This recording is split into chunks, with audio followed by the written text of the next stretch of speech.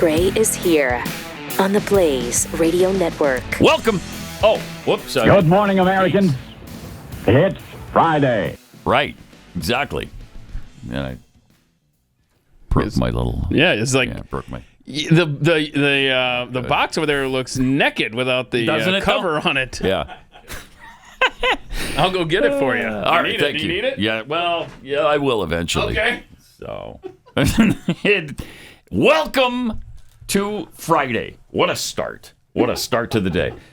You know what was fascinating last night? We were just talking about the fact that the NFL draft drew 275,000 people to in Detroit to that plaza in Detroit. So we won't show up to protest all of the freedoms we're losing. We won't show up to protest taxes that are completely out of control. Yep.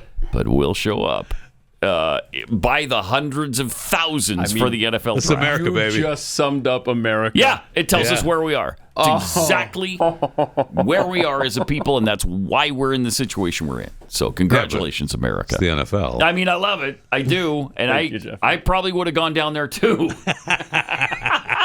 But I'm not going to the street corner to protest the fact that the FBI continues to spy on me without a warrant.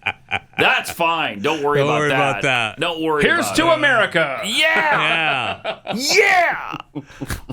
What a world. Go ahead. Break down doors without a warrant. Yeah. That's fine. Part of that is a testament to the greatness of this country, though.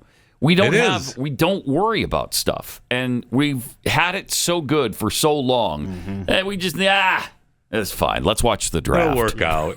Or if you're going to knock my work door out. down, Yep. could you wait until after my team makes their pick? Right? Could you please? And especially if you're going to do it, go ahead and do it at 6 a.m. when I'm sleeping and the Absolutely draft have isn't to do on, that. because I don't want it. Okay, if you're taking me in, Interrupted. well, I'll be back home by the draft. That's all we freaking care about. I know. That's it. Yep. I mean, that guy. Okay. I was going to go off about the guy in Arkansas that they killed. The ATF. It just ticks me off. Another a recent No, one? but we're the talking about guy, old the one. guy that was in charge of the Clinton airport that they had a search warrant and they broke down his door at 6 a.m. and the footage of them going up to the house, they put tape over the Ring camera. Okay. And then they broke, didn't they break in? I'm sorry. They executed their search warrant by breaking down the door. And then a firefight ensued, and he happened to die. But, gosh darn it, Pat. Yeah. You know what? We forgot to wear our cameras, our body cams. Did you? There's no footage of it. It's crazy. You know what? I know. Look, I know. I know it's policy of the ATF. We're sorry. Gosh darn it. We just forgot. So you're saying that this guy didn't get to see the NFL draft? No, he did not.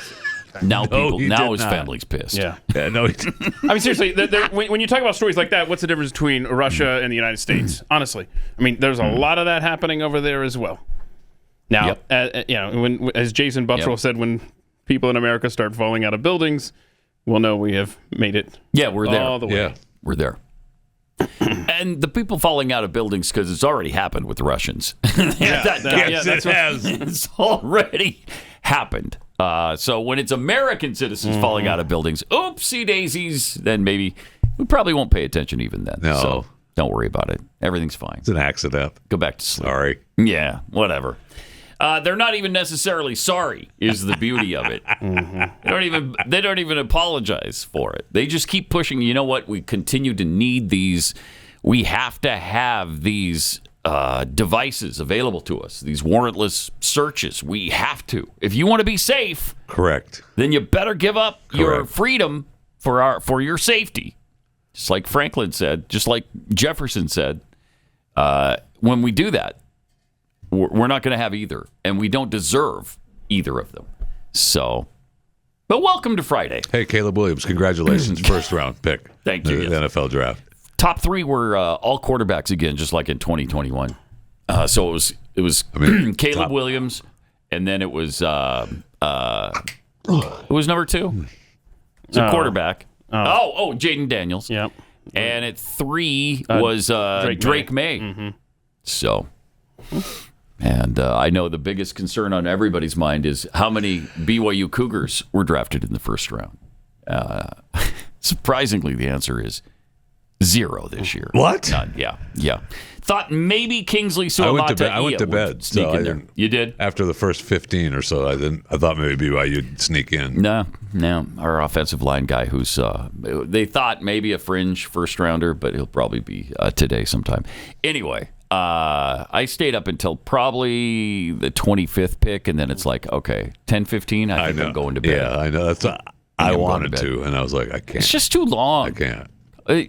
Shorten that thing up a little bit. They do with the other rounds. Do it in the first round, too. You gotta have trades, man. You gotta have time to work the phones. I guess. Gotta have time for franchises with the number 8 pick to make stupid decisions. The Falcons did something very bizarre last night. Keith's Falcons they just got Kirk Cousins from the Vikings and paid him $180 million. Guaranteed him $100 million. $100 million guaranteed. It's a 4-year deal. Wow. That'd be tough to sign. So, we're going to guarantee $100 million. Yeah. Well, let me think about it. All right.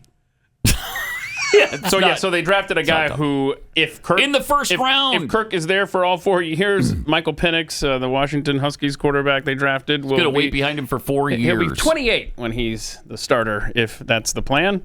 And he's not going to want to do that. And we'll see. We'll see how that way. Just a bizarre move, but we all know the Falcons enjoy bizarre moves, like giving up a 28-3 lead in the Super Bowl. For instance. Oh my gosh. For instance. Pat, that's right. Yeah, right. Remember that happened to same team. I'm sure Keith has forgotten all about it. I'm sorry, that was a painful reminder, but but that happened. How could you forget? That happened. Yeah. By the way, I looked it up. Nebraska hasn't had a first rounder since, guess what year?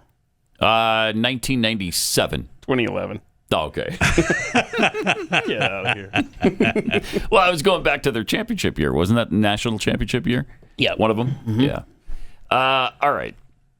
Today is a big day. Been looking forward to this for a long time. We've already discussed the Malaysian Airlines Flight 370, but there's some new information. There's some different information than we shared the first time around. The first time around, it was kind of based on that Netflix documentary. Right, yeah. Yes, remember? Yes. And the guy who put that together and some of his theories. And really what he did during that documentary was present 3 or 4 different kind of scenarios that may have happened. Didn't really land on any of them, if I remember correctly. I mean, which was it? What happened? Was it the Chinese? Was it us? Was it the United States? Yeah. Right. Did they go down in a suicide attempt by the pilot? I mean, so many different scenarios, and it didn't really clarify which one. No, it did not. Was we came out of it thinking it was probably 2 or 3 different things for sure. Right. Yeah.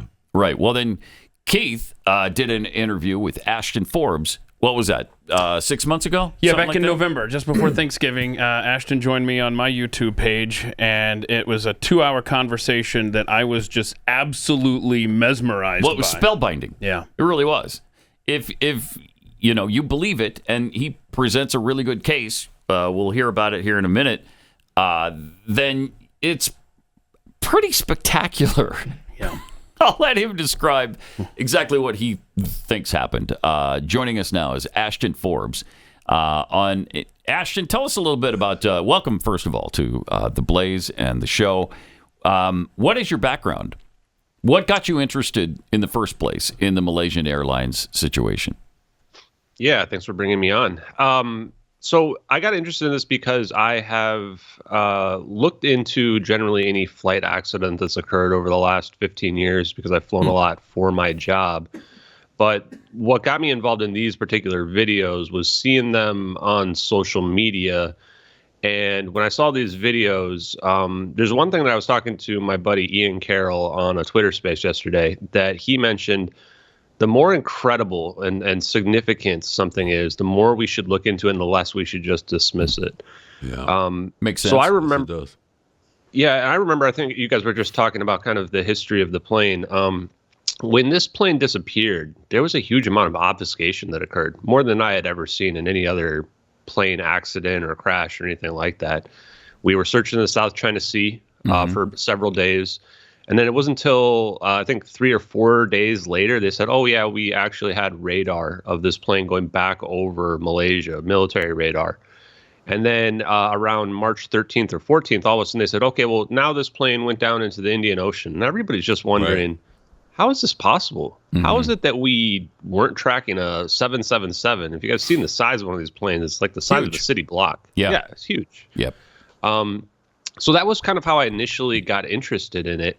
And the more I started digging into these videos, which are absolutely incredible to potentially even just consider to be real, the more real the videos became, the more consistent they were with the evidence that we were digging up regarding, back on March 7th and the days after 2014. One of the big things I think is a good clue is that the Malaysian Minister of Defense, this guy was lying all the time, and everybody just thought these Malaysian officials are ignorant or, what have you. But it turns out, no, I think they're actually just malicious. He would say on this interview, he'd say, they would ask him, why wouldn't you track the plane? And he says, well, why would we go and track the plane? We would have no reason to be, afraid of it or whatever. And I'm going, well, it's a rogue 777 flying over your country. 9/11 happened a little bit more than 10 years before that. Yeah. You should definitely be afraid of it. And he gave away some really important information. He said they knew the plane wasn't hostile. But you ask yourself, okay, you have a potential hijacking scenario. Yeah. Yeah, how could you know that? There's only one way you could know that. You would have to have communication with the plane. And if you have communication with the plane, this changes the game entirely. In terms of a rogue suicidal pilot, there's no way. It couldn't be a hijacking as well. It would have to be some type of emergency event. And so when you look at the flight path, you see this plane turning around after it goes dark. Where does it go? It goes directly to Penang International Airport, which is the closest airport that you would go to in an emergency situation. For some reason, it doesn't land there, and it keeps going, goes to the Malacca Straits, the Andaman Sea, and the Nicobar Islands, which is where we think these videos happen. And then it supposedly turns into the South Indian Ocean. So if you look at that flight path and you go, where the most suspect location for something to occur? The first thing you say is, well, why didn't it land in Penang? But the second thing you say is, well, it made this really sharp turn in the Nicobar Islands and just flew into the Indian Ocean for like 5-6 hours straight and magically crashes in a spot where, it's just dead ocean. There's nothing else around it. And then we can just give the excuse that, oh, we're never going to find anything there. That's totally normal. To me, it's that location, that spot that it turns. And it turns out when we look at these videos, the coordinates in the videos indicate that exact point where the plane supposedly turned into the South Indian Ocean. And you look at that and you go, that's weird. But it's especially weird because the satellite video came out on May 19th, 2014. And the raw telemetry data indicating that location for the plane didn't come out till May 28th, 2014. So right away, we have like a smoking gun. How does somebody know where the plane was before the world didn't know? Or the world knew? Huh. Wow. Okay, so are you familiar with the documentary we were referencing before we brought you on? I think it was a Netflix special. Yeah, I watched the Netflix special. I'm just I like to speak unfiltered. I thought that was one of the worst documentaries I've ever seen. Really? Yeah, like when I watched it, I think that for people who are not familiar with the case, I'm like, oh, well, this is really interesting. But the more familiar you are with the evidence and all the case, they left out like 90% of the important stuff. And you have this whole thing where like Jeff Wise is ripping on this guy, Blaine Gibson, who he didn't feel nefarious to me when I watched it. I remember the first time I watched that documentary, I couldn't even get through it. I just thought it was not very compelling. And most documentaries, like you watch them and you come out of it feeling like, whoa, I just learned something like amazing about what happened to this. That documentary, I just felt more confused. The only part that I thought was really nice, or let's say significant, was the families talking about how they thought that the debris might be planted. But even that, they kind of played this nefarious angle on it. The story that we presented, that debris can be of MH370. What people don't realize about the debris, and when people think of the debris, they mostly think of this flaperon that washed up in the Reunion Island like a year later or something like that. Yeah, that's what we heard about. Was it washing up on shore a year later? Now, the problem was they the first thing they do is they throw some boards in the water in the area where these satellite pings indicate this plane crashed in the South Indian Ocean. And they find out right away there's no way the debris would wash up in Reunion Island. And so, what do? They redo the models. They redo it all. They go, okay, well, let's try again. Let's get a flaperon from the Americans. So they get a real 777 flaperon, and they throw it in the water. And it sticks out of the water, kind of like this. And so they go, oh, well, that's perfect, because the way the debris would drift is it's going to get wind blowing on it. So you're going to have it like wind blowing on it like this, and it's going to go. But the problem is there's barnacles all over the part that's supposedly sticking over out of the water. And barnacles can't grow on something that's sticking out of the water like that. So based on the barnacle growth, they say, well, this could only have been in the water for like 4 months, which there's no chance it can drift. I don't know. It would require like 20 miles per day or something in the ocean. And then there's a bunch of pieces that wash up on like mainland Africa, including South Africa. I think it's a Rolls-Royce engine cowling, which is, one of these pieces on the engine. Actually, a piece of engine cowling, I think, ripped off a Southwest jet the other week. There's no chance this can drift 3,000 miles from the supposed crash zone. And then to make matters worse, if you look at the actual currents, you can just Google this and look the currents up. The currents actually down south down there actually flow to the east towards Australia. So there should have been debris that washed up in Australia instead, and no debris, not even one piece, washes up there. So right away, that's where they were looking first, right? I mean, that's where they were out there looking, where they thought it because of that. Yeah, and because of that location, they thought, so this was the location of the supposed crash site is all based on these satellite pings. And who dropped the satellite pings was the United States government, was working with the Malaysia and said, we found these satellite pings from this company, Immersat. They didn't release the ping data for months, which should have been suspicious right away, because my opinion is they sent everybody on a wild goose chase down there, and they needed a location where it would be plausible deniability that after we found absolutely nothing, which we did, we found nothing in the South Indian Ocean. So other than that debris that washed up that random civilians found over a year later, the official search found literally nothing, not one piece of the debris. They claim they know exactly where it crashed based on these satellite pings, or not necessarily exactly, but like an arc on where it could have crashed. And they find nothing. They find no black boxes, not one piece of the plane. If you listen to Peter Waring, for example, he was in the Australian Navy. He was one of the main search coordinators. They started wondering how this could be possible if something wasn't wrong. Because, if you're a logical guy and you're going, we think the plane crashed down here somewhere, you should be able to see a giant debris field from the sky. We should have found it right away. Yeah, it's 2024. Thousands of pieces. At the time, it was 2014, and we still had satellites, and we have all kinds of technology that was available to us. And you found nothing? It's amazing. Yeah. It's amazing. And so a lot of people just immediately they say the same thing that you do, but they don't realize like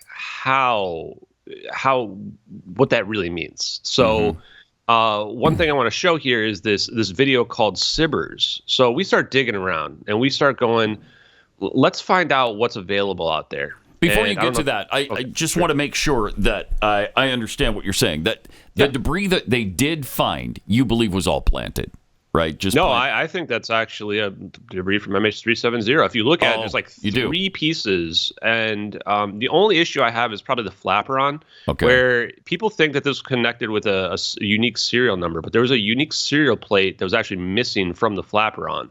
And if you Google this, you'll find out actually delayed confirmation of the flaperon, because there's this plate that's supposed to be on there and it's just missing. So instead, they rip the thing open and they look in there for part numbers.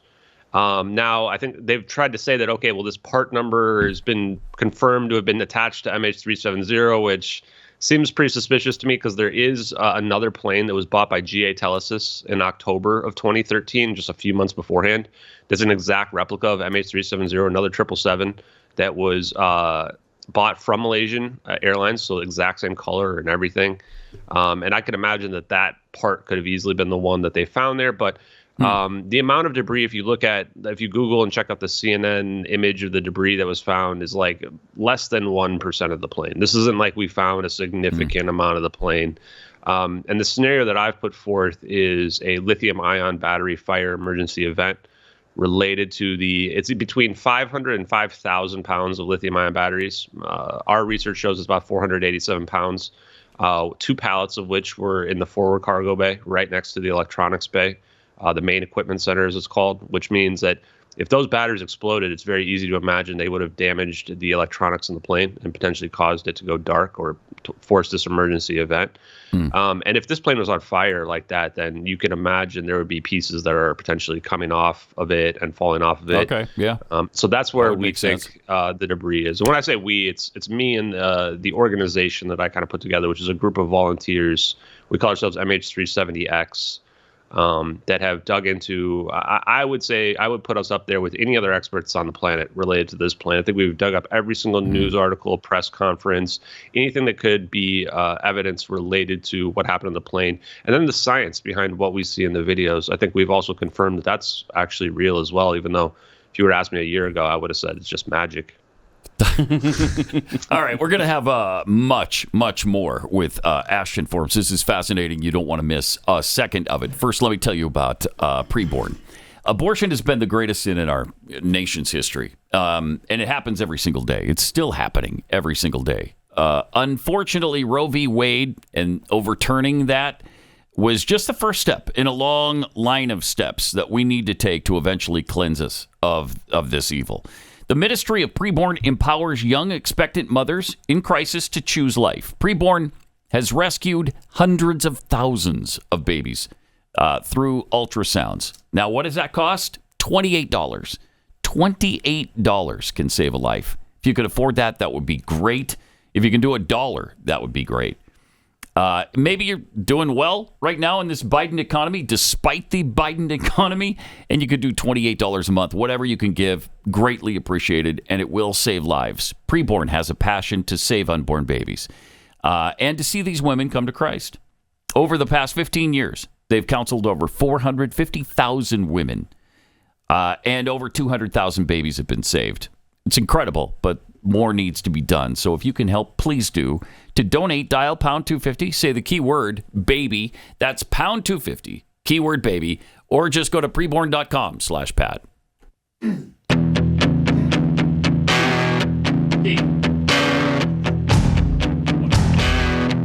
Pat Gray Unleashed. Oh my goodness, Ashton, this is fun, man. This is very intriguing.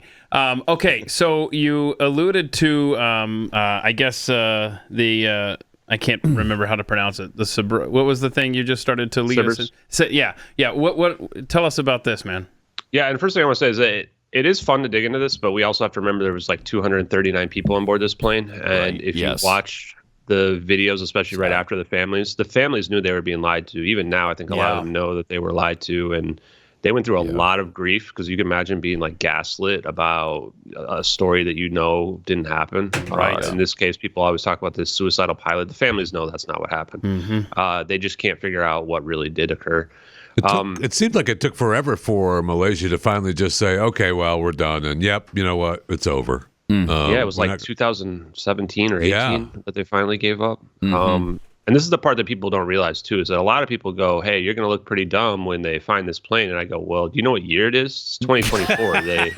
It's 10 years later. 10, almost exactly. It just 10 years we later. just passed the anniversary in March. Wow. Yeah, I mean, they gave up the search years ago. Yeah. And then there was all these news articles that came out saying, well, I know where the plane is. I know where the plane is. This one fisherman supposedly pulled up a wing. I don't know if he realizes how big of a wing a 777 is. It's like 100 feet long. He didn't pull up a wing. There's no way. And of course, here's the thing. Like, they keep saying, oh, well, Ocean Infinity will go search, and they'll do it under like this situation where you don't have to pay unless we find the plane, whatever. Well, where's that search happening? It's now been a month and a half, and I don't hear about any other searches occurring. And I support the searches. People go, well, you know, they think that I'm going to look silly or something. They find a plane. I go, I want them to keep searching. The more they search and find nothing, the more people will wake up and go, this plane just didn't crash in the South Indian Ocean. It's the only logical conclusion. And when you want to prove a conspiracy, you really have to start by proving the lie. And that's what we're going to do right now, which is they claim this plane crashed in the South Indian Ocean based on these satellite pings. Well, here's the problem. We know the United States government knows where this plane is. They know exactly what happened to it. And the reason for that is we have this system called SBIRS, the Space-Based Infrared System. And by the way, everything that I'm talking about here is all public information. I never thought would there be this much open source information available. But SBIRS is produced by Lockheed Martin, and they have satellites that are taking imagery of the entire planet 24/7 all the time. They can actually relay this information to ground-based computers, and they can produce a Google Earth video playback. In fact, they literally use Google Earth. I just found out a few days ago. CIA is actually the one that funded Google Earth to begin with. And they use this quick terrain modeler is what the software is that they've contracted that integrates this together where they can just do video playback anywhere they want. Yeah. I mean, I don't know if it was this particular program, but I mean, they busted the one mafia guy from Italy this way. They used the Google Earth camera and they went, oh, he's in Germany. And they arrested him there. People don't realize how sophisticated it is. Yeah. And not just that, we have something called SOSUS, which is the ocean acoustic system that has been around for decades and decades and decades. And this is the one that heard that Titan sub implode last year. Yeah. That's a tiny sub with only 4 people inside of it. Oh, no. Oh, no. Oh no. Oh, no. We just lost the connection. Oh, no. Coincidence? I don't think so. I think not. SBIRS. Wow, you weren't supposed to hear that information. No, you were not. And they shut him down. Wow, well, that's... so we're about to get to the good stuff. Yeah. When we reestablish the connection... If we're able to, if the CIA allows it, he'll get into some just fascinating territory. Yeah, and he's absolutely right about the families. They've known from the beginning that they've been lied to. Yeah. And you can tell when they're interviewed. Oh, Ashton's on. That they're just disgusted by all the BS that's coming their way. I would be too. You just lost a loved one, and now they're lying to your face about it. And they continue to lie. I mean, all right, Ashton. So you were saying. Okay, sorry about that. Yeah, technical difficulties. I think they don't want us talking about this. It's all good. Yes. Right. Yes. So the SOSUS system has been out there. It can detect even this tiny Titan sub pop. We had this oxygen counters going on television, and they're trying to tell everybody these people might still be alive. And then 5 days later, Navy says, "Oh yeah, no, we heard that implode 5 days ago. Right. We just didn't tell anybody about that." Yeah. Which goes to show the depths of deception they're willing to go to. I mean, there's people's lives where people are wondering if their family members are still alive on board that sub. And this system is extremely advanced. So it would have absolutely been able to hear a 777 crashing into the ocean and pinpointed where it crashed. And nobody seems to have, we didn't have any acoustic detections that were equivalent to a 777 crashing into the ocean. So between the SBIRS system looking down on the Earth all the time and between the SOSUS system hearing things, that's not even all. We also have something called over-the-horizon radar. A lot of people just think, well, radar can only see as far as the visibility of the Earth, the curvature of the Earth. But actually, no, they bounce it off the ionosphere, and then it can see for thousands of miles. So we looked into the bases nearby to figure out, like, okay, well, who's going to have some advanced radar? Right. Well, first of all, just basic radar. Thailand, Malaysia, India, Indonesia, all these countries should have seen the plane flying right past them in the Malacca Straits and the Nicobar Islands down there. But the JORN system, the Jindali operational radar network, I think I'm saying that correctly, in Australia is supposedly a over-the-horizon system, which means that Australia would have seen the plane from takeoff to landing. But then we found military bases as well. We found the Coco Islands base, which is pretty much on the flight path in the Indian Ocean. And we found Diego Garcia, which is an advanced base that nobody seems to know about, that's supposedly more secretive than Area 51 in the Indian Ocean. And then there's the Pine Gap American base in Australia, where some people argue that we got one of their prime ministers kicked out, basically unelected, or because they wanted to get rid of this base, and that the CIA might have stepped in and said, no, we're never getting rid of this base in Australia. All of these should have been able to see the plane from takeoff to where it supposedly crashed, and yet there's nothing. And despite all of that, all the technology, we were told this is perfectly normal because the ocean's really big. Okay, so don't worry about it. Much more with Ashton coming up here in a minute as we try to unravel this mystery 10 years later. You would think within 10 years they would have found some pretty compelling pieces of the aircraft that lead you to believe, oh, okay, this is what happened and this is where it went down. Still don't even have that. So we'll find out what did happen coming up. Pat Gray Unleashed.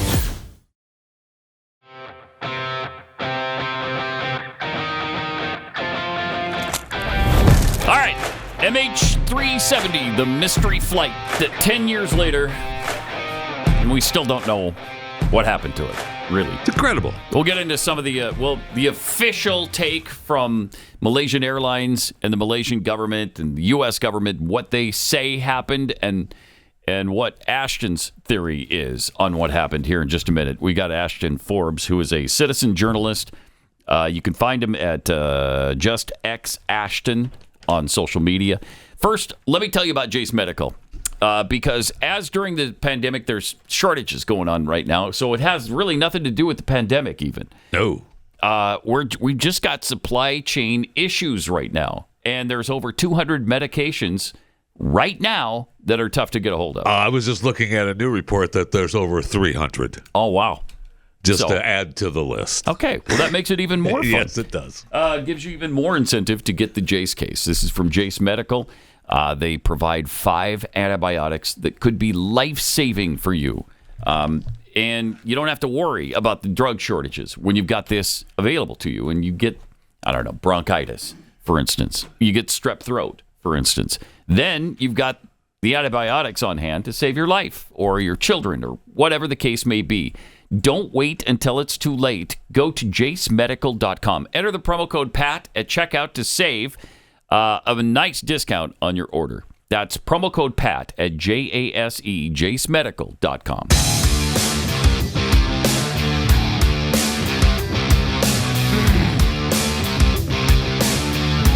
Pat Gray Unleashed. Okay, back with Ashton Forbes, citizen journalist, who's been studying this Malaysian Airlines debacle for 10 years now, and has a really interesting theory on what happened. So, Ashton, obviously, you've heard all about the 4 Russians aboard, right, that people have blamed this on? Yeah, they were sitting above the wiring box or whatever and made it able to go invisible, and then they could fly in another direction and we wouldn't see it. Yeah. The pilot, I think, was supposed to have suicide. Landed in the Indian Ocean, landed it so that it would sink and go to the deepest part of the ocean. Because that was important to him, that the plane wind up in the deepest part of the ocean. I'm going to kill myself, but first dead. I got to find the deepest place. I want to show what a good pilot I am, and I can land this in the ocean safely. You're not taking that away from me. then I'll kill everybody on board. During the documentary, there were some Frenchies that blamed America that we had. Oh, right. We had the plane taken out, shot it down or whatever. They may be onto something, blaming America. Potentially. But also China was involved. I mean, a lot of theories. There were a lot of scientists, high-level scientists on board, supposedly.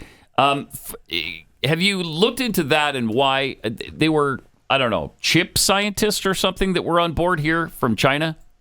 Yeah, so to me, the motive of this plane disappearing is the 20 Freescale semiconductor scientists on board this plane. 20 people from one company, way too many. It's an American company. Mm-hmm. And the people from this company, 8 of them are Chinese nationals and 12 are Malaysian nationals. If you guys were to Google the Daily Mail article, I believe it was, about espionage between the United States and China of United States companies, the number one target is foreign nationals that work for American companies. And we've got 8 Chinese and 12 Malaysian on board this plane. Back in 2014, I don't think we realized how important semiconductors were. The technology that we see in the MH370 videos, there's 2 things that are 2 scientific areas of study that are important. One is plasma science and research, and the other one is semiconductors, superconductivity, the idea that electrons can flow freely without resistance. Those 2 things are what give rise to stuff like cold fusion or overunity, as we would refer to, which is not quite infinite energy, but extra energy. And then it also gives rise to stuff like anti-gravitational effects. And that's what we see go on in the videos, which we'll get into in a moment. But I want people to realize that there's so much evidence for the theory that I'm proposing here that I don't even really need to look at those videos until about halfway through. And that's a whole separate discussion about what's the future of our civilization if that technology is real. But before we even get to that, like you guys were mentioning this Russian theory that I think is Jeff Wise's theory. Problem with that is that there's a number of countries that would have seen this plane fly north if it didn't go south. We wouldn't have covered up for them. We were the ones trying to set this narrative. You see the United States is involved in every aspect of this. The pilot suicide thing has been systematically ruled out by everybody. You actually need a bigger conspiracy for this to be some kind of pilot suicide. If he wanted to ditch the plane somewhere, he would have gone to the Mariana Trench to the east. He wouldn't have gone down into the South Indian Ocean. You also can't just land a plane without anything happening to it. This is not a Sully Sullenberger situation. He was a professional pilot. He's a professional pilot, Ashton. Yeah, he's a professional. He was practicing landing in the rough oceans, the oceans that have 20-foot swells, and the moment your wing hits the water, it's gonna flip around. The plane's gonna rip apart to shreds. Yeah. So they sell this lie to us that just is almost nonsensical. And that's why people fall for it. All the officials ruled out the pilot. The wife did. This simulator route that they claim is similar was actually just MH150 to Jeddah from Kuala Lumpur. And they say, well, since it's going up that similar direction, that it must be the same route that he practiced. But it actually got ruled out. The Malaysian Minister of Defense and the FBI said there was nothing suspicious about it. So this just goes to show how powerful propaganda in the media is. It will make you believe something that makes no sense. Now, the French father, I always pronounce his name incorrectly, Guillaume Watrellos, I believe his name is. I actually think they were on it. He was told by Mr. B that there was 2 American AWACS in the area, which are these radar planes that might be able to not just jam signals, but also potentially even remote control airplanes, were in the area, and that the Americans know exactly what happened. And I happen to agree with them. We did this. We know what happened to it. We're the only ones who could probably cover it up. We've got the SBIRS system, SOSA system, all this stuff that should have detected it. When you FOIA the United States government, and I FOIA'd every single agency that's out there, you either get nothing back or you get something back that says this is going to be kept secret in the interest of national defense or foreign policy. And you just got to wonder, what are we keeping secret? What are we hiding about a plane that disappears? FOIA being the Freedom of Information Act. And so you have tried to use FOIA to gain information from the U.S. government. Okay, so what did happen? Yeah. So, like I said before, we know the United States knows there was no black boxes found. These phones are still ringing. 19 phones are still ringing. This plane supposedly crashed on an active. After it crashed, the cell phones continued to ring.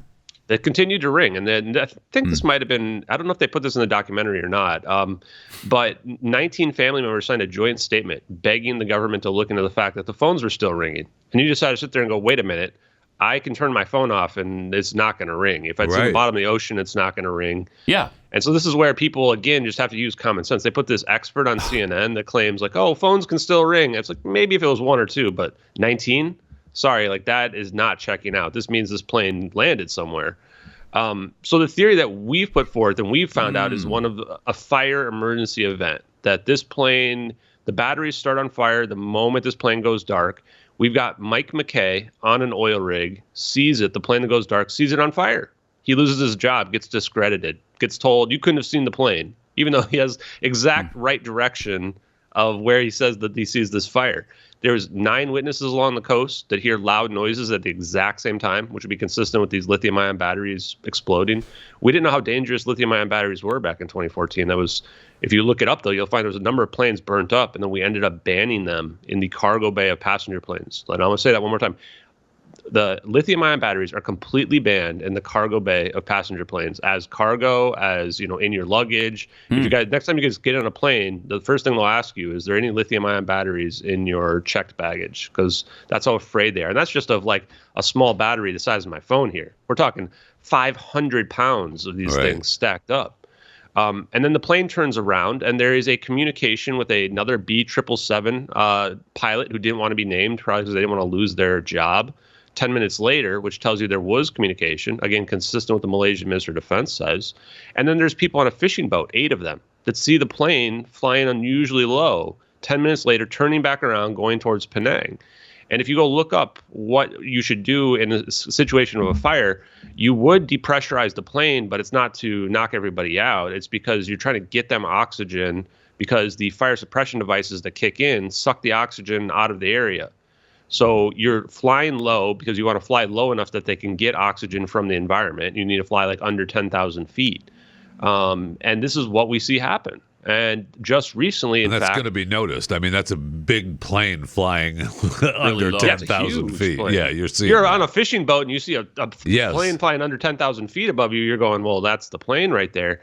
And this was actually almost proven, I believe, because there was some investigators. I don't know if it was the French investigators, but they, just like last week, a news article came out and said they looked at the radar data and they showed that the plane actually did an emergency descent right after it went dark. And I'm going, well, that's absolute proof of my theory right there. I mean, this is what you would do. Only scenario that makes sense in this case is a fire scenario. If there's a pilot suicide, you would fly very high.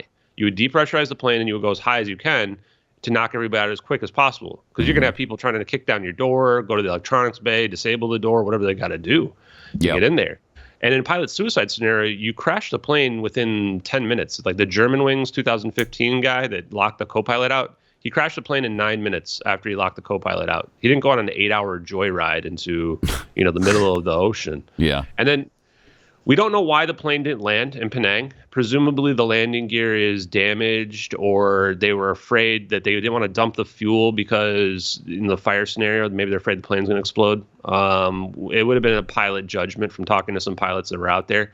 The next thing you're supposed to do is go land in the water. And I think that they probably had communication that's been classified that they haven't released to the public, and they had a rendezvous point, and that's why they went to the Nicobar Islands. And in the Nicobar Islands, we have our final and I think most important witness, Catherine T. She's on a boat with her husband going to Phuket, Thailand, from India. She sees a glowing orange plane flying low. They estimated the altitude was around 10,000 feet, and that it was descending. And she was thinking that it was landing. She was actually afraid at one point that it might land and try to capsize the boat from the waves. She sees dark smoke coming out of the back of it. And we find out it's glowing orange because the Halon 1301 fire extinguishing gas has bromine in it. And if you're releasing bromine is a halogen gas. So there's a chemical reaction happening there with the batteries and the gas, and probably pouring water on it, which is what you're supposed to do for lithium-ion batteries. And so this plane is glowing orange in the middle of the night, and that's why. And the smoke is consistent with the fire scenario. We find that there's a Mayday call it only reported in China times, not even reported in the West, 2:43 a.m., which if you convert that to Malaysian local time is 1843 UTC. And that's the same time the plane was where Catherine T was hanging out. And this Mayday call was supposedly of MH370 that like the Chinese intercepted this from the Taiwan embassy that was Malaysian Airlines plane disintegrating and attempting an emergency landing. So this is already now consistent with the witnesses sighting, consistent with the fire event. And then we end up looking at our videos here in a minute, and we're going to see a low altitude plane doing an emergency landing maneuver with smoke coming out of the back of it in two simultaneous videos that are military assets. To me, if I was in a court of law, I mean, we got you, guilty. So that's the scenario that we put forth. And then the reason why people discount this scenario of the fire event is they go, well, it can't be a fire because we've got these satellite pings going down in the South Indian Ocean. It's actually, we can plausibly argue that the fire could last, you could survive on this plane for over an hour with a fire event if it's being contained with the fire suppression devices. But those devices at best only last for 3 hours. So it's not going on an 8-hour joyride down there. And everybody wants those pings to be real. But the moment you discount the pings after the Nicobar Islands, where we have this awkward turn to the South Indian Ocean and just flies into the middle of nowhere for 6 hours, once you discount that, the story that's left over is clearly an emergency fire event. And you say, well, why would you cover that up? And the answer is the MH370 videos is something that's so big that you have to come up with a cover story, that you have to lie to the world about it. And in those videos, we are seeing anti-gravitational technology, manipulation of space-time itself, warping an object from one location to the other. So, wow. Okay, so now we're getting to the meat of the matter. We are, but I'd like to back up for just a little bit. We're discounting those pings. What do we believe those pings were? Yeah, so I looked at the raw telemetry data on those pings. It didn't actually come out until like 2017, and it was released from the from Inmarsat to the Malaysian government, to one of the family members, and then to a blogger, Victor Ilanello. That's how we got. So the chain of custody on those pings is really weird. I went ahead and looked through it. It's just an Excel spreadsheet. And you get to 1840 UTC, and the time from the plane taking off to 1840 UTC, you've got hundreds of rows of data. And then you get from 1840 UTC to 2313 UTC, where this plane is supposedly flying through the South Indian Ocean. It's 10 rows of data, just 10 rows. And there's a clear pattern in it in terms of these channels from the satellite stuff. I kind of equate the analysis that was done. It was this unique, novel analysis they did to try to figure out what it meant in terms of where the plane went. I kind of equate that to just reading tea leaves. Like when you're looking at that, one thing that I noticed, because I work in databases all my life for healthcare IT, is that this data looks like it could be added or manipulated. Like you change one number, next thing you know, we want an outcome, and this is how we get it. Exactly, and I think that's what they did. They either manipulated the 10 rows on there, they added 10 rows in there, or it was simply misinterpreted. And I think it would have been really easy to develop that cover story by the time that data was publicly released on May 28th. So the heck with those pings. We've discounted those things. Let's move on. Right. Yeah. But you brought up a couple of words that sound like we're dealing with a sci-fi movie now. The anti-gravitational I love that. device and time-space manipulation. And so interesting. I would have never believed any of this stuff could be real until I saw it on 2 perfectly in sync videos, and then started talking to scientists and engineers, looking up scientific papers, looking up patents. It's all out there. There's, people think like, how do you keep this stuff secret? It's not secret. It's just all out in the open. People are even willing to talk about it, and people just discount them. Well, yeah, because people think it's sci-fi, right? Yeah, exactly. They haven't looked into whether or not this stuff actually exists and there's technology that's available. And if this is a plausible theory, they just assume you're out of your mind and they try to discredit you. Is that what you've been going through? They definitely try to discredit me. It's very hard because I'm, just a normal guy that got involved in this. The only reason why I'm even doing this is because, spending this time, I have a normal job that I do, 8 to 5, because I think it's important. I think we can help humanity with this information that's out there. So that's why I've become what I guess I would call not just a citizen journalist, but like a high technology influencer. Yeah. What I want people to know is that Nikola Tesla was right. He was right. He wasn't a crazy person. His science is correct. There is an ether, if you want to call it that. If you don't like that term, you don't have to call it that. You can call it whatever you want to call it, underlying framework of our reality. When you hear these physicists talk about like virtual particles and space isn't empty, what they mean is there's another dimension that we're not perceiving that our reality is painted onto like a canvas. Right. And this is what Nikola Tesla would have called the ether. Excellent. Excellent teaser as we get into what Ashton Forbes is about to describe and show us. Awesome. Because we actually have video that we're going to share that is difficult to explain. We'll get into that next.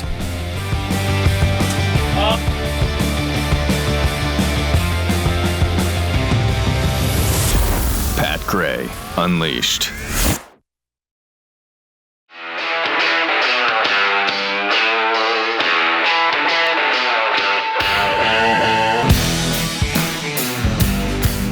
Pat Gray is here on the Blaze Radio Network. Good morning, American.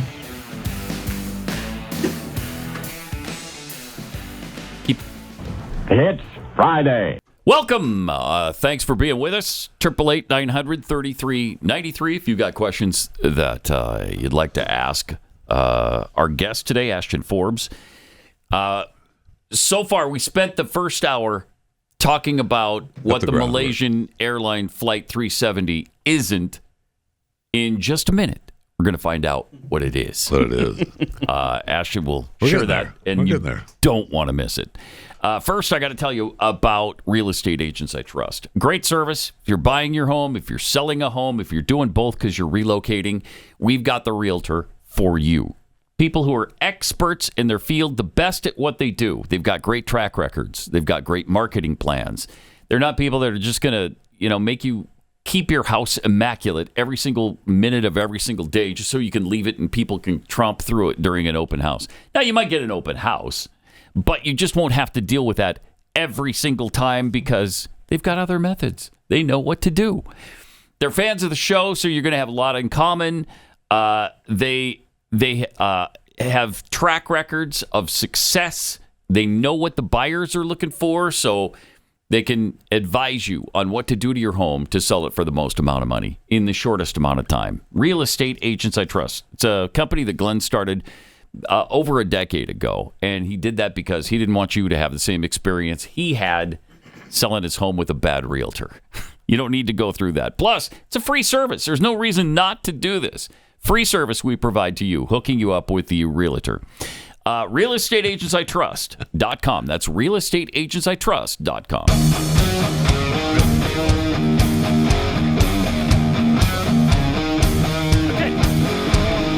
This is Pat Gray Unleashed. It is. Welcome to it.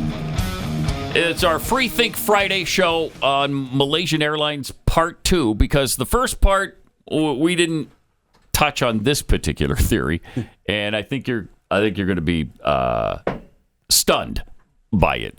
Ashton Forbes, citizen journalist, joins us. Let's take a look at what this thing is. There's actually video footage of this, right?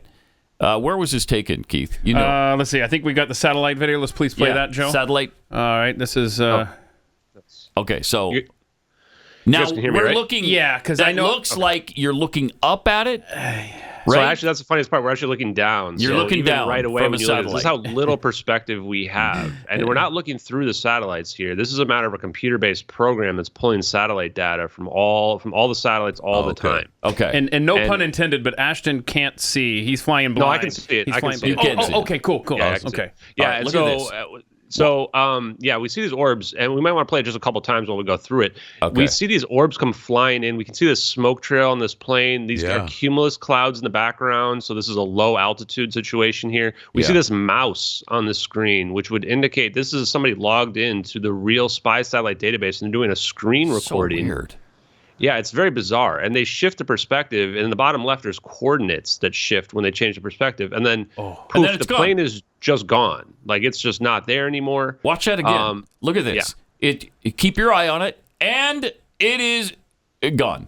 And that light, that flash you see, accurately illuminates the clouds in the foreground and in the background. And so this is like proving that what we're looking at here is three-dimensional. We're not looking at a 2D picture here. And the person actually, so you'll see this flash happen, and we have like a version of this where you can see the flash there, and you can see that like the cloud on the left, for example, gets accurately illuminated from the directional light source, and then the clouds that are kind of in the foreground here are ones that don't get a bunch of light on them at all. And that's Ashton, that's important because it goes to the legitimacy of this, that it's not some kind of glitch or a faked video, right? Yeah, and there's several debunks that are out there. The two most prominent ones, they say, well, they found this cloud picture. So what we're looking at is a 2D static cloud picture, but we can see the clouds evolving, and we've done some kind of slow-mo versions where you can see the clouds like shifting up and down or evolving, which shows that along with this flash that we see, which has accurate three-dimensional lighting, this can't be a 2D cloud picture. You would need a full 3D rendered environment to get two videos from two different angles that are in perfect sync like this. And that's what the people that try to debunk these videos don't ever address, because it adds to the complexity significantly. Not to mention that why are we looking at a fake video that supposedly makes it look like somebody's logged into a Citrix session into a remote database? You know, that's so the mouse is 24 frames per second, but the background is only 6 frames per second, which is indicative of a Citrix session. The mouse comes from the top right of the screen, I guess this is the top right, to the bottom left and goes off, meaning we're looking at a cropped field of view. You can actually almost triangulate the position of the drone that's just off the screen to the north there, based on comparing the two videos side by side. So they crop out the drone, which they don't want us to see potentially military assets, which tells us that the person that leaked this is probably a U.S. military personnel looking at the cyber system, and they're trying to minimize the amount of damage to the United States intelligence. They probably could have made a much bigger screenshot and showed us a lot of other stuff. Maybe that one of those planes that the French father was told about, maybe they're in the field of view as far as we know as well. If you play it again and rewind towards the beginning as well, the way that the orbs appear is very bizarre. This orb comes in at like 2,000 miles an hour. I think we're looking at real, what we would call hypersonic weapons, like what Putin talks about. We've compared it to the flight of the speed of the plane here. This orb comes flying at like 2,000 miles an hour. You'll notice it doesn't quite. Watch, it doesn't quite lock in right away. Like right there, it doesn't lock in, and then it locks in. Goes by, the second orb comes in and it gets into orientation right away, and then the third one comes in and gets an orientation right away as well. And they form this perfect equilateral triangle. What is that? That is just so exactly. weird. Yeah, once the first one locked in, then we're good with the other three. Mm-hmm. Exactly. So it looks two. like some kind of homing type weapon it's happened tracking the plane. And they're mapping the plane right here. They're mapping it to figure out how big the zap has to be in order to warp this plane somewhere else. And then they switch orientations here and they go perfectly vertical. You look at this and you can tell right away there's something intentional happening here. This isn't just random. So if you're wondering what the implication is here and you still haven't really grasped that because it's difficult to get your head around, it's been teleported somewhere. Right? And it's not dematerialization we're talking about here. It's like actually warping space-time. It's a gravitational wave that's just sucking this. It's a wormhole. And we'll talk a little bit more about that in a second. But yeah, when you look at this right away, I wouldn't blame anyone for going, well, this has to be aliens. This is too advanced, too far out there. But the more I dug into this, the more I realized, like, no, this is actually our technology. Now, I don't know if we reverse engineered it, if you believe in the UFO stuff. Maybe we dug up a thing, we figured it out. I don't know. I would argue this might go all the way back to the Manhattan Project or the Philadelphia experiment, or maybe even before that. So we could have been working on this, advancing this for decades without the public having any idea. I really want you to be accurate on this. I want us to have that technology. Yeah. So I got two quick questions for you here. Joe, can you pause it on the frame right after the zapping here? I just want to see something here. Do the orbs vanish as well? Yep. Yeah. Okay, so all right, so they vanish as well, which is very interesting. Orbs go with. Okay. And then my other question for you, Ashton, is was this plane specifically targeted before there was a fire on board, or was it targeted because there was a fire on board? It's a great question. I think that there's two prominent theories. To me, what we're looking at here is some form of espionage between the United States and China. China hacked the Malaysian government and stole the crisis meeting minute notes related to the plane and classified information about the plane the next day on March 9th. A lot of people don't even realize that. They also released a satellite image 5 days later that when you look at it now, if you guys would Google Chinese MH370 satellite image, you're going to see it looks like three orbs around an object that's flying in the sky. It got reported in Western media as debris in the ocean, but if you're doing spycraft with another intelligence agency, that's what you leak to them to say, hey, we saw it. We don't know exactly what you did, but we saw it. Right. So to me, either these free-scale semiconductor scientists were defecting and we knew about it, and we were running a counter-espionage operation. We may even set the fire to divert the plane away from China to the rendezvous location where we're going to zap it with the orbs. And then we're going to, send it to Diego Garcia or wherever we send it to maintain the intellectual property from those scientists and engineers. Or the other theory, I think, that has some legs as well, is the idea that one of these people was so important, they were a VIP. And they said, I'm not going down with this plane, that the fire was accidental. And then they call up and they say, get the orbs out here, guys. And then the orbs come in and show up to save them. I personally lean towards the espionage angle, but either I guess has some legs to it, and that's why this is us here. And people say, well, why is this the United States? Well, we're filming it, and when we watch the drone video, if you want to play that as well, you'll see that this is an operation. Like this drone can't catch up to the plane. And this is the slow-mo version. If you have the other one, the one that's blue, real quick, I prefer if we play that one first because that's the original. This is one that I made just shows the realism related to it. The other one's called Thermal HD. Thermal HD, clip 7, Joe. This one, yep. So you can see the MQ-1C Gray Eagle right there. I mean, it's clearly an MQ-1C Gray Eagle if you guys look it up. The camera's underneath the wing in the custom loadout location. This thing is flying so close to the plane that it indicates an operation. Like any military person that looks at this is going to know this looks like an operation. This camera is being manually controlled, and there's a delay in it. And it shakes more accurately when they zoom in, just like a real camera would. You can see the same orbs here. And this is where we can tell what's going on with these orbs. This is a plasma field. Wow. So this orb, this is not a metal sphere. This is like a plasma field around the orb. And when it zooms in even more, first of all, you can see these dark lines are actually in front of the orbs. They're not behind the orbs. They're in front of them. And it's like their own gravity well that they're pulling forward. Then you can see the heat signatures on these orbs as well, spinning around on their axis, which is consistent with topological monopoles that this science wasn't even public back then. And you saw that disappear. And if you let it play here as well, it will show, there's like a slow-mo version if you just let it keep going here, where it shows the orbs in more detail. So the other part too is like, watch this next part where it goes and shows it, repeats it in slow-mo, and you're like, if you made a fake video, why are you adding these slow-mo elements to it so that like if there was any mistake, people would catch them? Right. It's because they want to show people these are real. They want people to look at this and go, this is a plasma sphere. You can see it. There's probably something inside there. And the reason why I say that is because we've got multiple different effects happening here. Like these things are ignoring gravity. They're pulling themselves forward, and then they converge and zap this plane in this cold endothermic event, which is an absorption of energy. To be able to do all of that, I feel like there's got to be something mechanical in there. So this person adds this. You can see that heat signature in there as well. And it's like a kind of like a orange slice almost is what it looks like, called the Ukanavasara in terms of like the Thor's hammer shape. And then it shows the super slow-mo here where you actually, when you look into a lot of detail, you can see the orbs reorient. Once you, like right here, when you see the orb right there, the orbs are reorienting. The heat signature goes away for a second, comes back, and then they got into orientation, and then they converge. This is consistent with something called Coulomb's law, which says that the electric force will increase as the distance between the charges decreases, and it goes up exponentially. So people wonder, how do we get enough energy here? Is, well, you take these charged orbs and then you jam them together, and then the force skyrockets in the air. So if you want to play the last video after we looked at that one, this is one that I made that was a combo. People made like color changed versions of this to like let certain details stick out. This is the black and white version of it. And the black and white right here really just helps you see the movement of these orbs, like how perfect it is in this equilateral triangle that you see as they're spinning around the plane here. And then it'll show a super slow-mo of a close-up where you can actually see that the orbs are like getting distorted when they go through the smoke trail that we see there of the plane.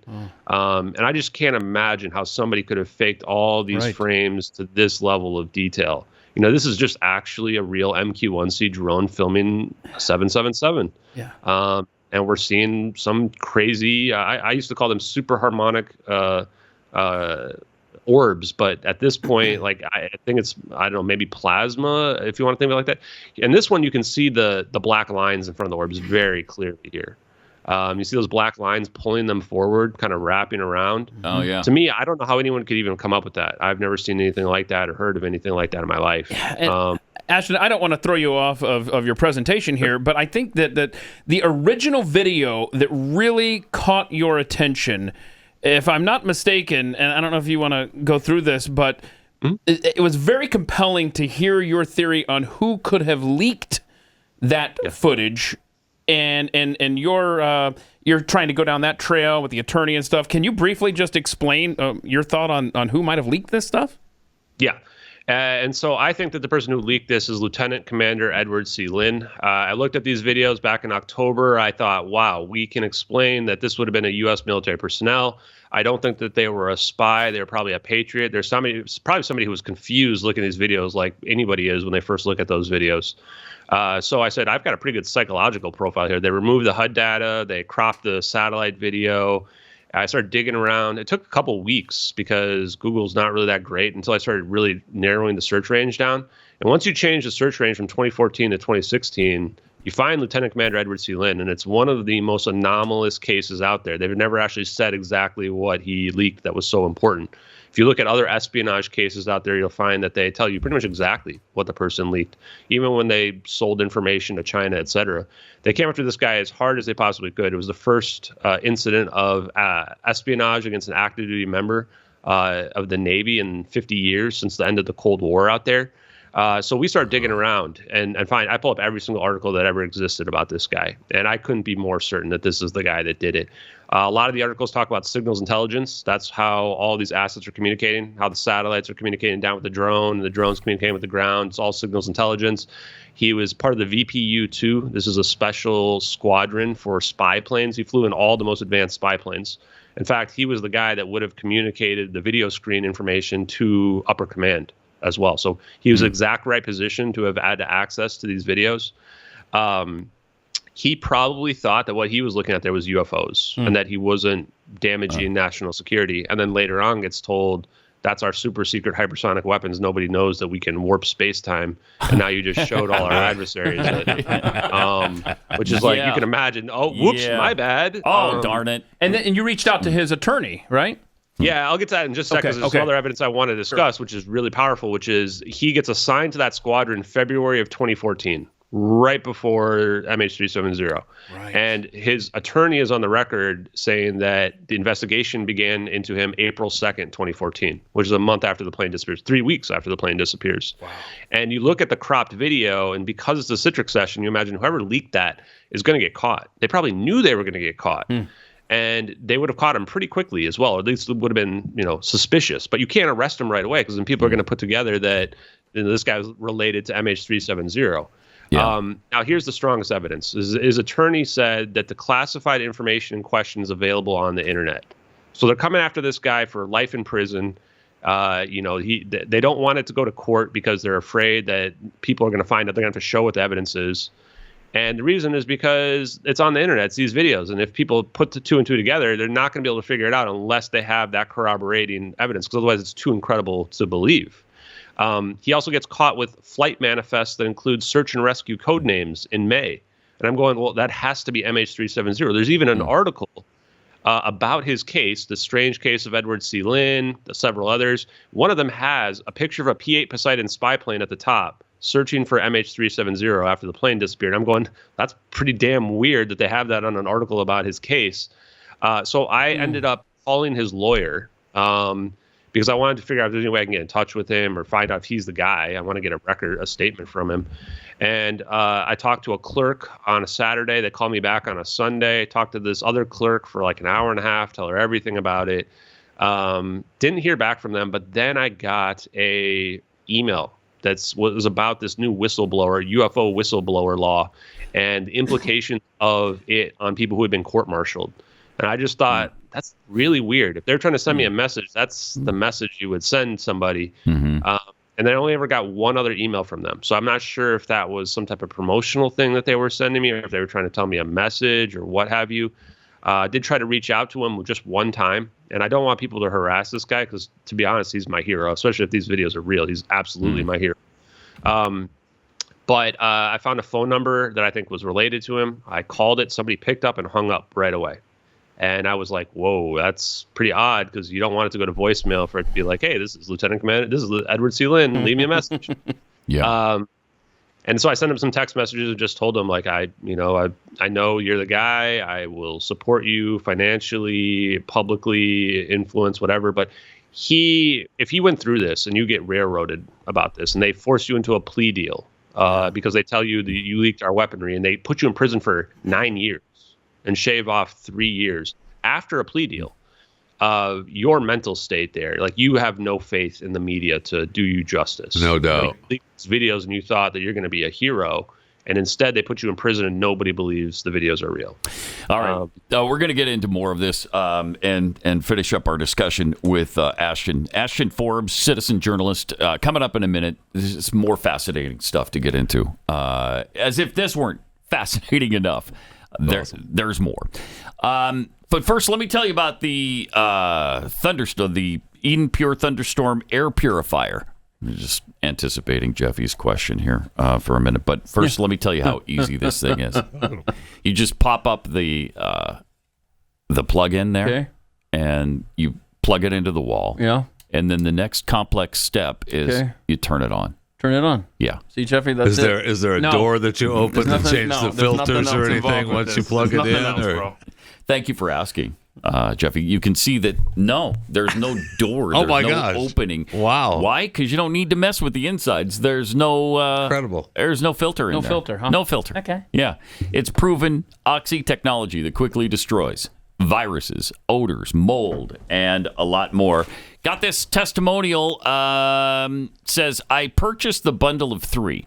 I put one in my bedroom and one in the basement about 3 weeks ago. My allergies are definitely better. We've had some construction going on, and the chemical smells dissipate quickly. Yes! I can relate to that, because so have we. Had some construction going on in our house, and the silicone smell is so strong. So I thought, why haven't I plugged in the Thunderstorm in here? Which I then did, and within minutes, I was sleeping soundly because it got rid of the smell. Just fantastic. I mean, lifesavers. It's compact. It's great for traveling. You can use it in your car. You can use it at home. Go to EdenPureDeals.com. Use the discount code PAT3, and you'll save $200. That's discount code PAT3 to save $200. EdenPureDeals.com. Pat Gray Unleashed.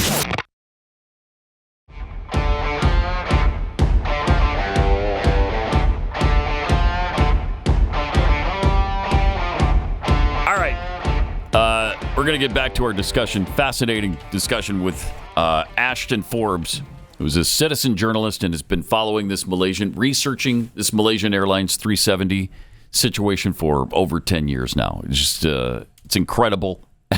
And now, stuff now that is just amazing. Get Jeffy's microphone is not on. I'm sorry. That's all right. I'm just saying he stumbled onto something now that's just amazing. Yeah, I mean, it absolutely is. Wow. And we'll get back to that in just a minute or two here. But first, let me tell you about Fast Growing Trees, because it's the biggest online nursery in the United States. More than 10,000 different kinds of plants. Over 2 million happy customers in the U.S. They have everything you could possibly want. Fruit trees, palm trees, evergreens, house plants, whatever you're looking for, they can set you up with. Whatever your climate, whatever your needs for your space, they'll set you up with exactly the right thing for your area and the space involved, like they did for me.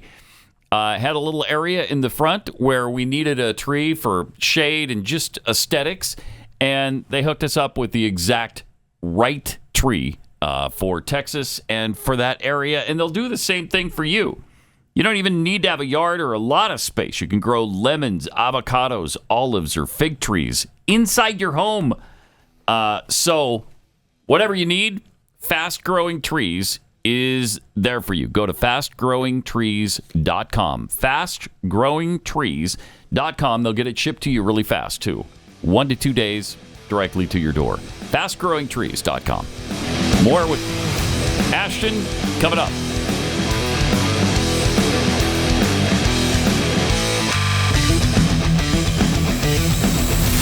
This is Pat Gray Unleashed.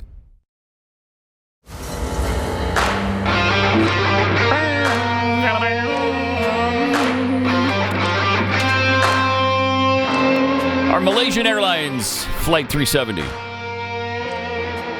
show continues with Ashton Forbes. Ashton, so we've gotten to what exactly you think did happen. This plane was essentially disappeared or teleported somewhere. Where did this plane end up? Yeah, I mean, if we love the technology, and it's what we'd like to know, believe that it exists, and it's not alien technology, it's ours, and that's great and everything, but where is the plane? Yeah, where's the plane? Yeah, great question, guys. And I think that the plane most likely location is Diego Garcia Military Base. That same base that I talked about that had the over-the-horizon radar that can see thousands of miles. Middle of the Indian Ocean, secluded. You might even be able to test some secret orbs out there. Nobody would ever know. You can't land commercial aircraft out there. There's circumstantial evidence that points to that location. If this plane got warped, it didn't get warped to the moon or another galaxy because those phones are ringing. So if we look at the direction of travel of the plane, it's flying east based on the coordinates that we see in the satellite video that I mentioned earlier. And we see it getting sucked backwards in the thermal video a little bit, right when that zap goes off, that dark event and endothermic event. So we can speculate that it got pulled to the west. And if it got pulled to the west, that puts it over near the Maldives. Now, interesting note is that there was a B777 fire suppression device that washes up in the Maldives. And it was reported on as a bomb, but it's actually just a B777 fire suppression device. The only way this could wash ashore is if it was empty. Again, goes back to the idea of the fire event and that these fire suppression devices were being deployed to put out the fire. There were 20 islanders on a small island just north of Diego Garcia that saw the plane in the early morning hours. A guy named Sergio went out there and interviewed them. They seemed very credible. They saw the blue and red stripe of Malaysian Airlines. They saw it flying so low they could make out the windows on the plane. These guys don't see, these islanders don't see jumbo jets fly overhead. And they saw it flying where? South towards Diego Garcia Military Base. Wow. In addition to that, Diego Garcia Military Base is a known CIA black site. We would potentially transfer or house prisoners there when we had the war in Iraq and Syria going on. This came out through FOIA requests out there available. And then there was a picture that gets posted on 4chan, which is a social media site. I don't give it too much credit, but it supposedly was from Philip Wood, the only adult American passenger on board the plane, saying that he was drugged, held prisoner in a dark area, and that he couldn't think clearly, and that he was potentially separated from other passengers. The black picture that he posts, people looked at the EXIF data, which is the metadata of the picture. It has coordinates that indicate Diego Garcia. So if you look at that data and just think logically about where you would hide the plane, this plane didn't go to Russia. Russia didn't do this. China didn't do this. They're the ones trying to figure out what's going on, hacking Malaysia. This was us. We did this. We hid it in our advanced military base in the middle of the Indian Ocean, which is the perfect place to hide it where no one's going to find it. So and then you rip it apart. And remember that debris we talked about? Well, the debris can't get from this supposed crash site off the coast of Australia to Africa. But do you know where it can get to Africa from? Diego Garcia Military Base. You rip the plane apart, which is like halfway to Africa, rip the plane apart, throw a couple pieces in the ocean. Where are they going to drift? They're going to show up in Reunion Island. They're going to show up in Africa over there. So this is, that's where I think the plane went. There's other conspiracy theories that argue that's where the plane went, and I don't think that's a coincidence. What about the people? Where would the 239 passengers be? Yeah. So here's another interesting fact. I started digging into the science, and I found out that turns out you guys have seen all the stuff going on with Boeing. Nobody really trusts Boeing construction.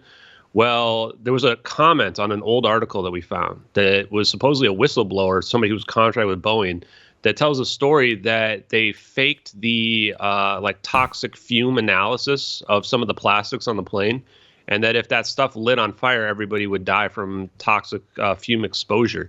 So not only do you have lithium-ion batteries spewing smoke on board this plane, you have the plane depressurized where the pilot's flying low to try to give people enough oxygen to breathe. But the Boeing parts might actually be toxic and killing people as well. So as sad as it is to say, I don't know if I don't think everybody was alive even when we see the zap happen. And I think that if you believe that you can remote control an aircraft, which if you can warp an aircraft, absolutely you can remote control one, then I think it's very unlikely many people survived. And I can't know for sure, of course, so I don't want to give any false hope to the families. But that picture, that Philip Wood picture, would give some hope that some people may have survived. Now, what do you do with people if you've got them and you've got them prisoner? You make them sign NDAs. They can never speak. You probably put them into witness protection, give them new identities, and say they're never going to see their loved ones ever again. It's hard to imagine, but that's what I think you would possibly do. And most of the people on board the plane were Chinese. I think something like 70%. So if you give the people back to China quietly, China's going to make sure they never talk ever again. So that's the true fate, I think, of what happened to the plane. And, this story is probably hard for a lot of people to believe, but it's an overwhelming amount of evidence. And whether or not you believe it or not, I want to thank you guys in the audience for listening to it, because I think that this story uses more evidence than anybody else's story to date about MH370 by magnitudes. The only thing we have to throw out is those satellite pings after 1840 UTC in the Nicobar Islands, which, we didn't find anything in the South Indian Ocean. Until we do, I think that whether or not you think this is real or not, everybody should be able to agree that we should get a statement from the U.S. government. The U.S. government knows more about what happened to this. If these videos are fake, they should be able to speak on it. And if they're real, they got to say no comment probably on it. Yeah, so they have not disclaimed this video at all. They've just ignored it. No, they've ignored it. I FOIA'd the Edward C. Lynn case to the NCIS and the FBI. Both of them rejected it. The NCIS rejected it under that Obama-era exemption I was talking about, to be kept secret in the interest of national defense or foreign policy. And I actually reported to the AARO, which is this all-domain anomaly resolution office. They're like the UFO investigators. The UFO community hates these people because they came out and said the extraterrestrials don't exist. And I'm sitting there just laughing because, I don't care. I'm saying this is our technology. So I reported to them, and I got a response back saying that initial investigation into the plane revealed United States surveillance after the plane went dark. And I'm going, whoa, like that's huge. They didn't come back and say, this is fake, ignore this or anything. They came back and, because I gave them verifiable information, I said, we've got an MQ-1C watching the plane in the Nicobar Islands. We've got our SBIRS system. There's satellite video of this plane. And I gave them Edward C. Lin as well. So go find out what information is available on the internet that Edward C. Lin leaked that was so scary that we had to like make him sign a plea deal and hide it and never talk about it. It's those videos. And if they confirm any of that, it's absolute proof the videos are real. So it makes me wonder if I didn't red pill one of these AARO guys where they like thought it was all fake, and then they look into it and they're like, "Oh crap, this guy's real. This is scary." That's awesome. So yeah, we'll see. I hope that the AARO does the right thing. But you can imagine like the liability of what we're dealing with here. Yeah. Potentially billions of dollars of liability, criminal charges potentially. Especially if those people died and they weren't just put in witness protection. Yeah. So the magnitude of what we're dealing with here is huge, absolutely beyond comprehension. And what would be required in order to fake this? I mean, a lot of people are saying, well, is it CGI? Maybe it could be CGI. I think for me, the only scenario that I could even entertain is that the United States government is the ones that fake this. Now, I won't go through all the requirements. I do have a Google Doc that has all the evidence and has the requirements to fake the videos. But some of the strongest is, first of all, we had a $150,000 bounty for the hoaxer to come forward with, the source work that they used to make these videos. They wouldn't have just made this in the final product on one go. Then nobody ever came forward for that, which should be very telling. But a lot of the information, like you have to know about like military classified information. You have to build a full 3D rendered environment, and you only have at most 72 days, which is when that first video was published out there. If you believe the description in the Regicide on video, which is that first one was published, it says received March 12th, 2014. We were still searching the South China Sea on March 12th. So, if that guy wasn't lying, then those videos are definitely real. 4 days is not enough time to come up with this whole story. There's no reference for any of the stuff that we see in these videos. There's nothing to copy from them. We looked through all those details that are out there. You have to know how the engineering of the plane of a B777 works to get a perfect scaled down representation of what the flight capabilities are. This is one of the hardest things to be able to do in a video. And the people that have tried to recreate the videos, this is the part where right away the plane doesn't look right because it's not accurate to what the engineering of the plane is. You'd have to know physics better than most PhD physicists understand it, especially when we're talking about those heat signatures in the orbs and the idea of this magnetic monopole that's out there. You'd have to know, like, a lot of people didn't even think that we had drones that filmed in color like that. A lot of people just think it's black and white because those are the only videos that have been declassified. The 2017 DoD Navy UFO videos that are out there. We'd have to know how satellite system works. Like, we deduced the real capabilities of the spy satellite system from looking at these videos. So how would somebody even know what to make it look like? The only picture that we've gotten in the last 40 years is a Trump picture that he posted on social media of USA 224 looking down at this Iranian missile silo at a similar angle to what we see in this video. But that wasn't until 2019, and these videos are from 2014. Right. Now, if these videos were to come out now, I'd say, well, AI can do pretty much anything. But in 2014, AI wasn't even, we just thought AI was magic at that point still in the far future.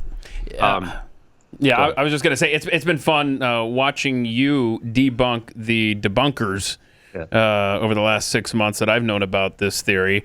And I would just say that let's not forget about the massive waste in our government, particularly the defense industry, that just vanishes. Like, where does this stuff go? And I would assume this is where the black budget type stuff would go to, this kind of technology, yeah? Yeah, so that's a great point, Keith, is that, this explains the UFO phenomenon disclosure that's out there, or, lack of disclosure and clarity. It explains where the money's going. It's going to third-party defense contractors. I mean, I've talked to them. If you guys want to listen, you can listen to my Hard Truths podcast. The people, and the reason why I know this stuff's real is I'm talking to actual scientists and engineers who work in these programs where they look and they see this stuff, they see magical technology, and then they go home and get in their gas-powered car and to drive home, and they're going, okay, how can I live with myself? How can I go through life knowing that we have this technology out there just being kept hidden and it can't ever get out because it's in these things called special access programs. And this is, again, where all the fraud comes from and the waste that's out there. But it also explains why the distraction in the UFO phenomenon is always about the aliens. It's like, oh, we always got to talk about the aliens because we're not talking about the secret technology or how an alien could even get here from another solar system. Alpha Centauri is the closest star. It's 4 light years away. With conventional propulsion, even more advanced than we even have now, it would take hundreds of years to get from here. We need something that goes faster than that. Yes, we do. For people that think that aliens are real, you have to believe there must be some sort of faster than light travel communication that's possible.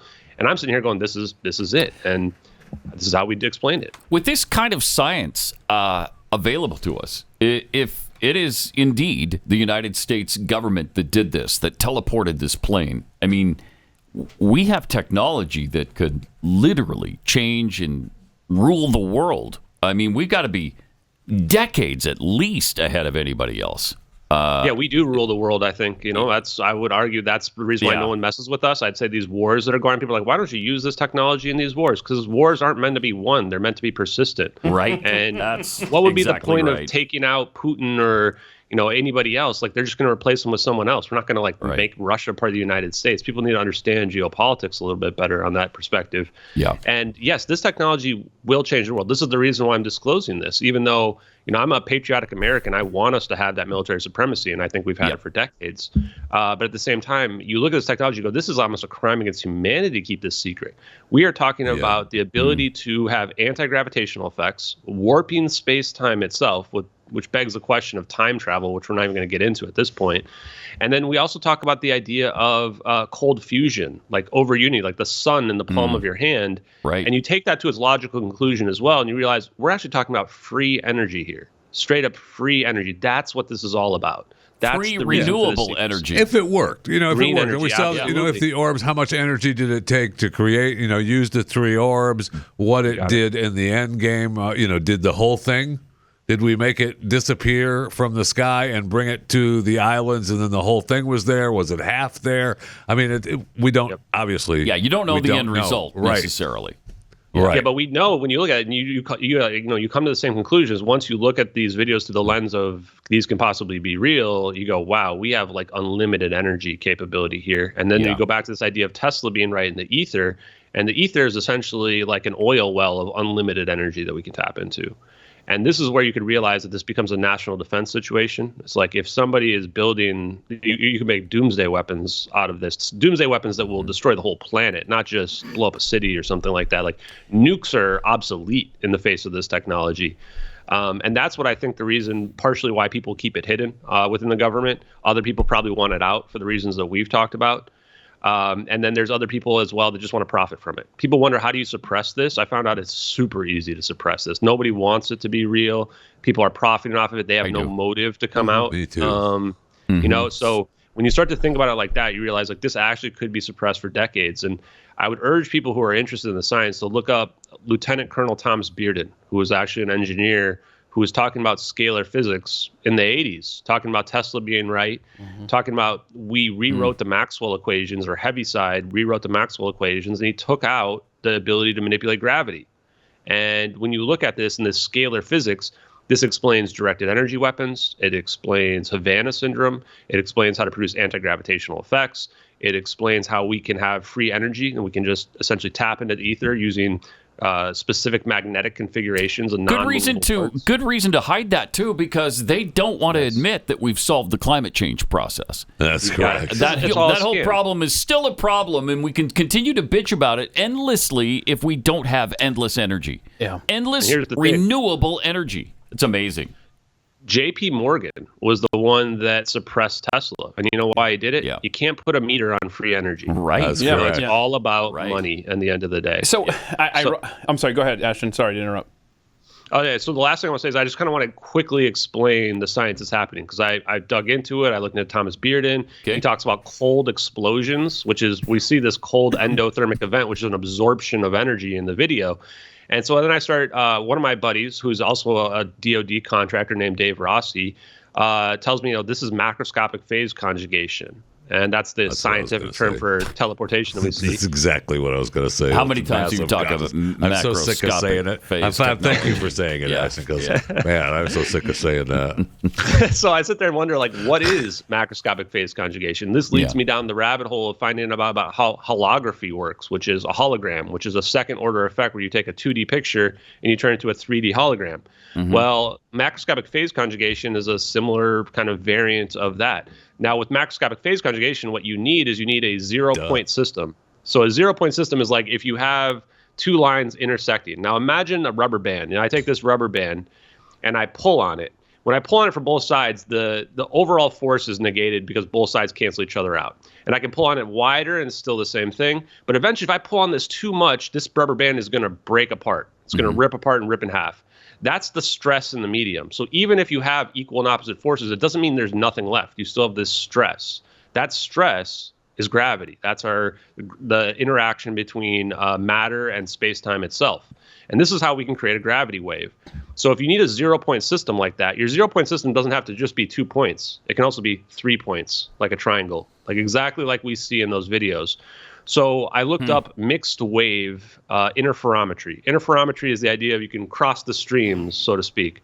So instead, we're crossing the streams with 3 beams, the 3 orbs, and they're creating a 0-point system. That's their pump waves. That's what's allowing this gravitational wave to get produced. And then you shoot another wave, another beam at it. And what it does in phase conjugation is it shoots a reverse beam back the exact opposite direction in the direction of travel where that came from. So now you can begin to understand is there's not 3 orbs we're dealing with. There's 4 orbs. And the 4th orb is the direction of travel. You've got your pump waves that are producing your effect over here on the plane. And then you've got your 4th orb, which could be anywhere, but probably is somewhere over by the Maldives, that is shooting a beam at that into the interferometry zone. And then poof, you've got your teleportation effect happen. And it's like a quantum entanglement. Jeez. And what we're looking at there is a wormhole. So you absorb the energy in this endothermic event from one location, and it's got to go somewhere, and it appears at another location. I think we're looking at a real wormhole in those videos. Not science fiction, but just reality. And then interesting. So wild, man. Okay, so all right, you and Pat were just talking about Tesla, JP Morgan, free energy, and is this where we're at, and it's being concealed from us. And ironically enough, less than a week ago, the Y-Files did an episode about, I don't know if you saw this. I was going to bring it up. Okay, so it's a fascinating episode where AJ goes through all of these moments in history, the last century, really, from Tesla up to today, about how close we've been to cheap or free energy. And then what happened to the people that were right there on the precipice? They either go silent, they either die suspiciously, and I just wonder if you're this close to that kind of truth being exposed, Ashton. Never mind military secrets that you're this close to revealing to the world. But do you have a concern for your own safety? Has anything suspicious happened to you in your life? I mean, just do you look over your shoulder? They cut him off earlier in the interview. Yeah, that was actually really weird. But no, I kind of I was scared at first. I didn't know what they'd be capable of, but I listen to General Flynn sometimes. He actually follows me on X, which is pretty cool. I have a literal general following me, but and he was director of the Defense Intelligence Agency, which they would probably know about this. But he says that, they don't really kill people anymore, is that it's a matter of discrediting them, getting you to ignore it. If you look at what's been going on with this case, alternative media and podcasters have all been reaching out to me. Mainstream media, nothing. Government, nothing. I've had debunkers try to attack me, dig through every aspect of my life, anything they could do to discredit me. That's how they hide this stuff that's out there. Yeah. And they have to be careful about getting more and more people involved. Every person you get involved is another person that can find out the truth. But yeah, so for me, you look at what we've been talking about, the science, and you go, it's absolutely worth my life if I can get this information out there. So I don't live in fear at all. And if anything were to happen to me, then I think that many other people would rise up. And I think I've got a lot of conspiracy-minded followers, so they would come out as well. But this is why I've done so many interviews as well, is that this protects me to a degree, is having a higher profile. Yeah.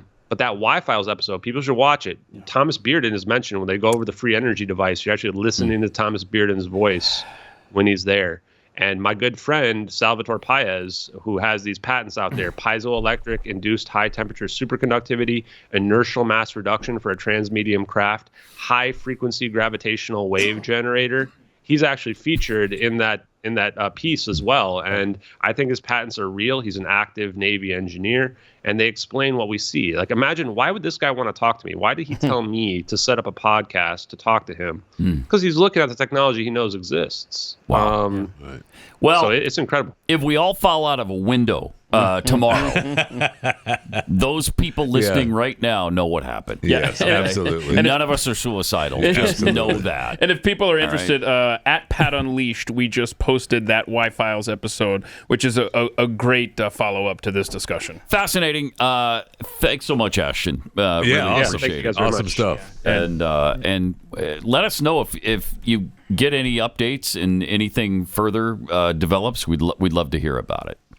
Yeah, if the government comes and makes a statement, I think it'd be fun to talk about again. So thank you guys very much. Thank you, the audience, for listening. Thanks a lot. Hard Truths Podcast. Ashton and at JustX Ashton.